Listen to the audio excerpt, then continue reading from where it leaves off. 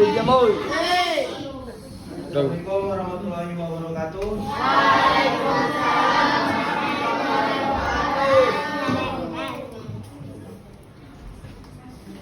Oke, kami abang-abang di sini dari mahasiswa Stop Pinaguna mau memperkenalkan tentang dampak masif korupsi yang ada di Indonesia ataupun di nasional. Jadi sebelum lanjut ke materi, langkah baiknya kita berdoa menurut agama dan percaya kita masing-masing. Berdoa.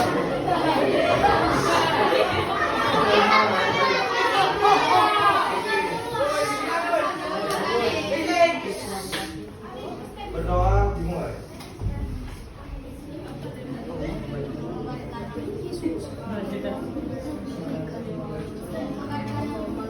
Berdoa selesai. Apa abang belum seperti itu karena kawan abang ini gak Islam.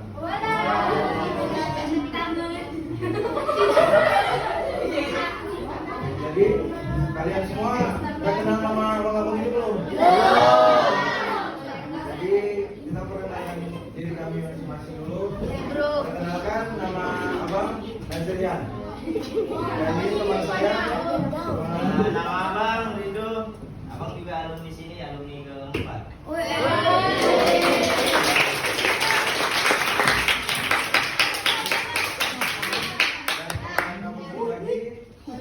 Nama abang Niko. Nicholas Jackson. Oke,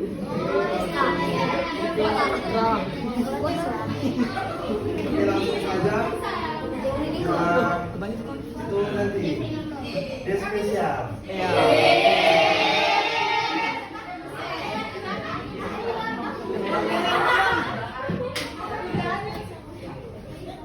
Sebelumnya kalian udah tahu tentang korupsi itu?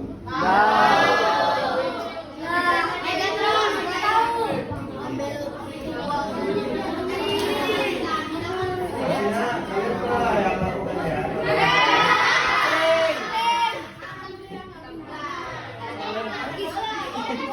Semua ya.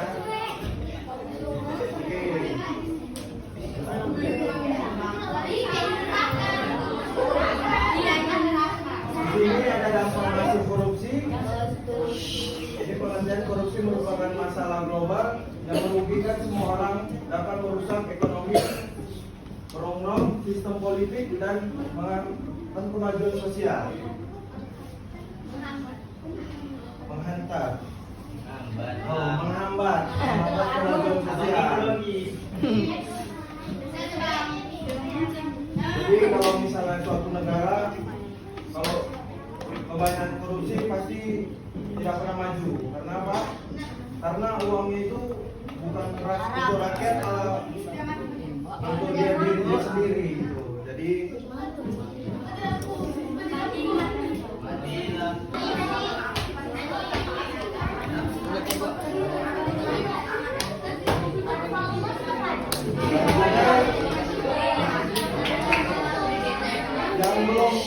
yang belum tahu itu apa itu korupsi, dia menjelaskan apa itu korupsi. Penyalahgunaan kekuasaan seperti korupsi terjadi ketika individu atau kelompok menyalahgunakan kekuasaan untuk keuntungan pribadi, yang seperti yang bilang tadi kan. Terus yang kedua, penipuan atau suap. Yang arti itu korupsi meliputi berbagai bentuk penipuan dan suap untuk mendapatkan keuntungan yang tidak adil. Yang ketiga itu kolusi atau nepotisme.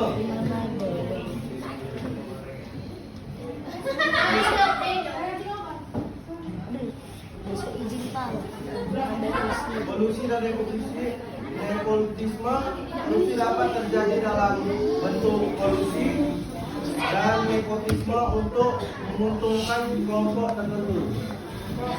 Yang modelnya korupsinya berkelompok, bersama.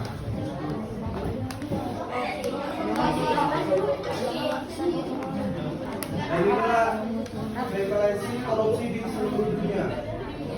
Kalau di benua Afrika dia 70%, malah korupsi. Banyak pemerintahnya korupsi 70%. Kalau di Asia dia 60%. Yang kedua, kalau di Amerika Latin dia 50%. Di Eropa 30%. Karena dia Eropa itu dia termasuk negara maju. Karena dia taat hukum dan taat peraturan. Kalau di Asia kan sebagian ada yang taat tapi Amerika Utara.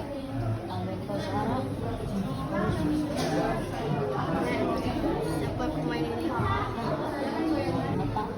Oke, selanjutnya akan dijelaskan oleh saya mau lanjut ya. Dampak sosial korupsi. Ketidakpercayaan dan kecemasan. Ini tanda-tandanya. Tidak percaya dan kecemasan. Jadi korupsi dapat merusak kepercayaan masyarakat pada lembaga dan pemimpin. Contohnya kalian jadi pemimpin tapi kalian sering korupsi. Jadi di periode lainnya pasti kalian tidak akan terpilih lagi karena apa? Karena kalian sudah terpilih dan tercantum sering korupsi. Yang kedua, konflik sosial. Konflik sosial itu korupsi dapat memicu konflik dan kekerasan terutama di daerah yang rentan. Rentan itu seperti di pedesaan yang kayak rakyatnya itu kayak geng-geng aja, tahu geng, iya aja. Yang ini kemiskinan dan ketidaksetaraan.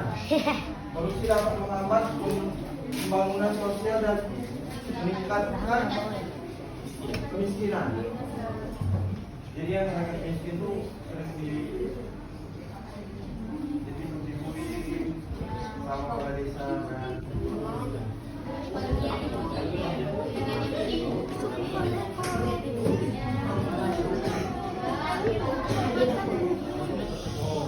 Dan ini memerangi korupsi atau mencegah strategi dan kemenangan. Yang pertama itu penguatan lembaga. Lembaga itu termasuk ya memperkuat lembaga penegakan hukum dan pengawasan untuk meningkatkan akuntabilitas supaya tidak terjadi korupsi. Yang ini transparan dan akuntabilitasi, mendorong transparan dan akuntabilitasi dalam pemerintahan dan sektor publik. Kayak transparan itu kayak uang masuk itu kayak terang-terangan dikasih tahu ke desa ada uang ini gitu, paham kan? Akuntabilitasi itu kayak uang ini kayak dipakai buat ini, jadi yang penting-pentingnya dia dipakai, jadi dikasih tahu sama rakyat atau masyarakat lah, supaya inilah namanya transparan, dikasih tahu semua. Yang terakhir partisipasi masyarakat, meningkatkan partisipasi masyarakat dalam pengawasan dan pelaporan korupsi. Sebenarnya rakyat itu bisa melapor ke di atas kepala desa, misalnya camat. Dia bisa melaporkan ke camat atau polisi, bahwasanya kepala desa ini korupsi, ada barang buktinya, dilaporkan polisi pasti kepala desanya itu akan ditangkap.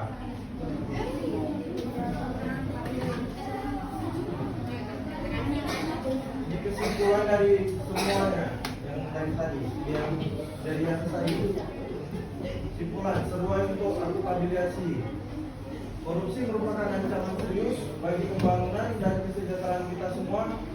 Harus berkomitmen untuk memerangi korupsi dengan meningkatkan akuntabilitas, transparan dan penegakan hukum yang tegas. Maksudnya itu kita itu harus tegas terhadap korupsi itu. Jadi dimana kita kayak misalnya di masa SMP nya lah, pasti kan sering itu namanya korupsi kepada orang tua. Misalnya itu kayak uang jajan, kan? Uang jajan, uang bang. Dimana uang buku itu ada dibayarkan ke guru 60%, tapi dia minta sama orang tua itu 100.000. Itu namanya termasuk korupsi. Jadi buat adik-adik sekalian, jauhilah korupsi, tetap jujur, percaya diri.